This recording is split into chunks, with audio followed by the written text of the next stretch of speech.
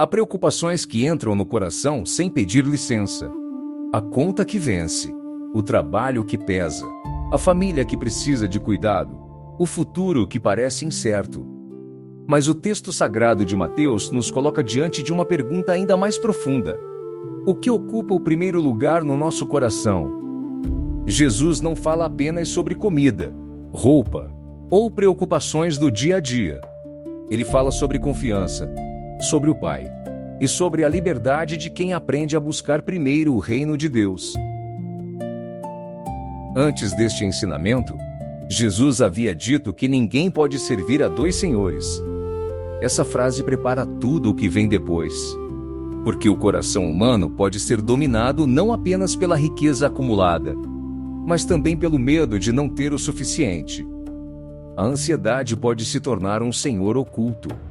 Ela manda no pensamento, tira a paz da oração, rouba a alegria da família e faz a pessoa viver como se tudo dependesse apenas dela. Jesus não despreza nossas necessidades. Ele quer libertar o coração da escravidão do medo. Jesus pergunta: a vida não vale mais do que a comida? E o corpo não vale mais do que a roupa? Essa pergunta revela uma lógica profunda.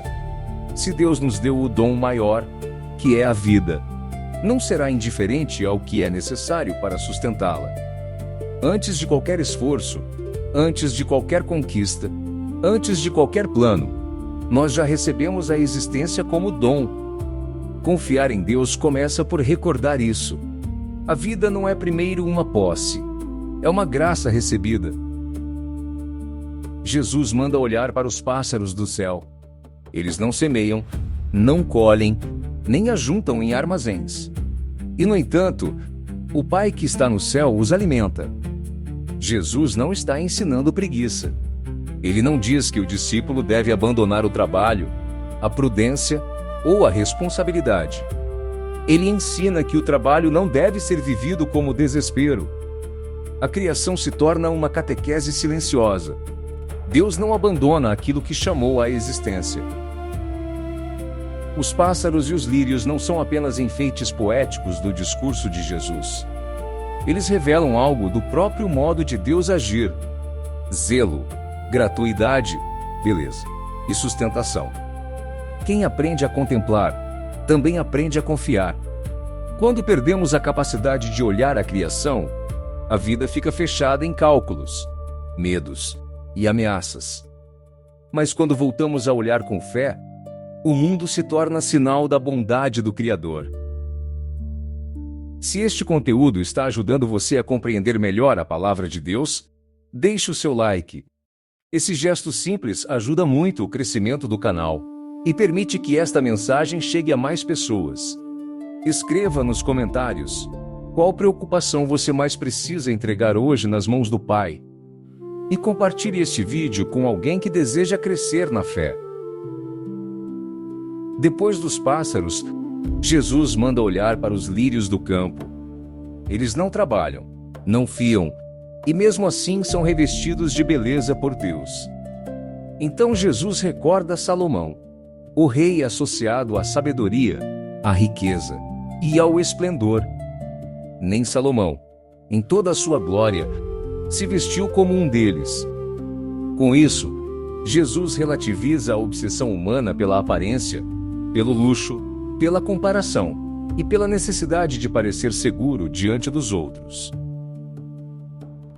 Quando Jesus diz, gente de pouca fé, ele não está rejeitando os discípulos. Ele está corrigindo com amor uma fé ainda imatura. Pouca fé é crer em Deus, mas viver como se estivéssemos sozinhos. É chamar Deus de Pai, mas enfrentar a vida como órfão. É lembrar da fé quando tudo está tranquilo, mas esquecer da providência quando chega a insegurança. A ansiedade, muitas vezes, é uma memória espiritual enfraquecida. Este ensinamento aparece no mesmo capítulo em que Jesus ensina o Pai Nosso. Isso é muito importante. Quem pede ao Pai o pão de cada dia, aprende também a não transformar o medo do amanhã em senhor da própria vida. A oração educa o desejo. O discípulo pede o necessário, recebe com gratidão e não transforma a necessidade em idolatria. O pão cotidiano não é desprezado. Ele é colocado diante do Pai. E tudo o que é colocado diante do Pai começa a encontrar o seu verdadeiro lugar. Confiar na providência não é cruzar os braços. Não é abandonar o trabalho. Não é viver sem prudência. Não é esperar que Deus faça aquilo que Ele nos chama a fazer com responsabilidade. Deus cuida, mas também chama o ser humano a cooperar com a sua graça. O discípulo participa da providência quando trabalha honestamente, cuida da família, pratica a solidariedade, reparte seus bens e se compromete com a justiça. A fé não elimina a ação, ela purifica a intenção. A providência de Deus precisa ser compreendida à luz da cruz. O mesmo Jesus que ensina os discípulos a não viverem dominados pela ansiedade é aquele que entregará a própria vida nas mãos do Pai. Por isso, confiar na providência não significa esperar uma vida sem dor, sem perdas, sem pobreza, sem enfermidades ou sem provações. A confiança cristã não promete conforto permanente. Ela anuncia que nenhuma dor tem a última palavra, quando a vida está entregue ao Pai. O centro do texto sagrado está nesta frase: busquem primeiro o reino de Deus e a sua justiça. Jesus não apenas diz o que deve ser evitado, ele mostra o que deve ocupar o primeiro lugar. A ansiedade não é vencida apenas tentando pensar menos nos problemas. Ela começa a ser vencida quando o coração encontra uma prioridade maior.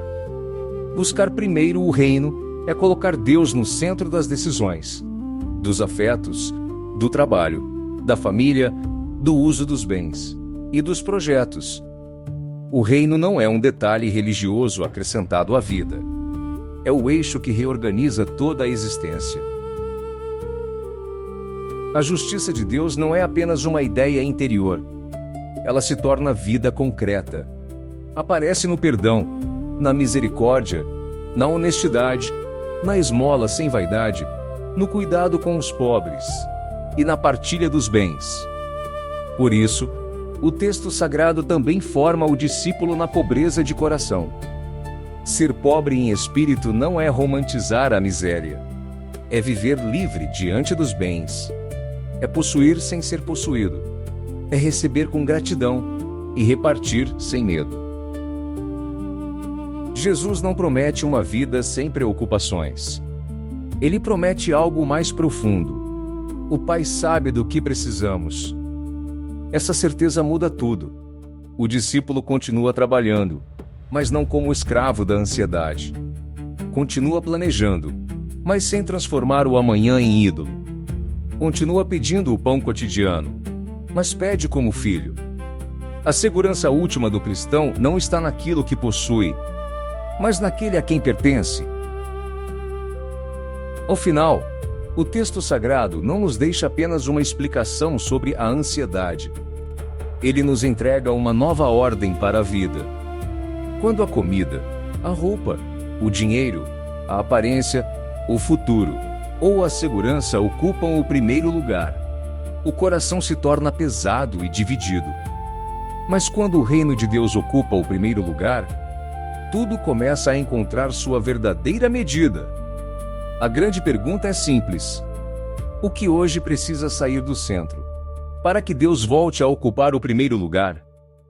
Que o Pai nos ensine a trabalhar com responsabilidade, a rezar com confiança, a repartir com liberdade e a buscar, antes de tudo, o seu reino e a sua justiça.